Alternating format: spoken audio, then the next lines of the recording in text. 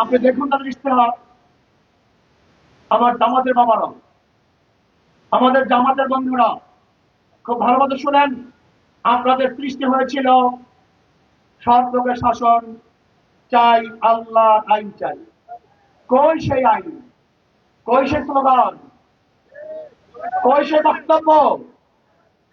আপনাদের নেতা কর্মীদের একসঙ্গে বুঝিয়েছিলেন যে নবীগণ মাসুম না। আপনাদের কর্মীরা বুঝেছিলেন নবীগণ মাসুম না। এক সময় তাদেরকে বুঝিয়েছিলেন সাহাবাগণ আজের নয়। আপনার অনুসারে বুঝেছিলেন সাহাবাগণ আজের নয়। এক সময় বলেছিলেন ইসলামের মধ্যে দাড়ি নাই, টুপি নাই, পায়জামা নাই, পাঞ্জাবি নাই। আপনার অনুসারে বুঝেছিলেন ইসলামের মধ্যে এগুলি কিচ্ছুই নাই। আবার বক্তব্য দিয়েছিলেন যে না, ইসলামের মধ্যে এখন আর কোরআন ও সুন্নাহও নেই। হিরন আরো মিনারেল ওয়াটার মাত্র 50 পয়সায় প্রতি লিটার। আপনার ক্ষেত্রেই বুঝতে যারা ইসলামের মধ্যে আপনার এইটাও নেই। শোনেন, এখানে ক্যামেরা বন্দি যারা করতে চান, আপনারা বলতে চান, মানুষকে বুঝাচ্ছেন যে আজকে আজকে আমরা বলবো না, আমরা ইসলামের কথা বলবো না, ক্ষমতায় গিয়ে ইসলাম কায়েম করবো। এটাই তো ধোকা দিচ্ছেন না।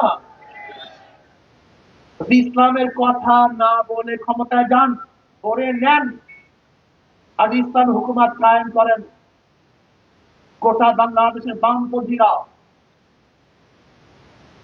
যত বাংলাদেশের ইসলামের দুশ্মনরা সাথে সাথে রাস্তায় নামবে। তুমি ইসলামের কথা বলে ক্ষমতায় যাও নাই, তুমি ইসলাম এখানে আল্লাহ থাকবে, বাংলা থেকে এটা এবং দলের পরিবর্তন হয়েছে, নীত আদর্শ পরিবর্তন হয়নি। 5ই আগস্টের আগে এক দলে চাঁদা তুলত, এখন 5ই আগস্টের পরে আর এক দলে চাঁদা তুলে চেহারার পরিবর্তন হয়েছে, চাঁদার পরিবর্তন হয় নাই। এক দল খুন করে আর এক দল খুন করে, তার মানে হাতের পরিবর্তন হয়েছে, খুনের কোনো পরিবর্তন। আগে এক দল ধর্ষণ করতো, এখন আর এক দল ধর্ষণ করে। শুধু মানুষের পরিবর্তন হয়েছে, ধর্ষণের কোনো পরিবর্তন হবে না। কিয়ামত পর্যন্ত A to B, B to C জীবন ও ভাগ্যের পরিবর্তন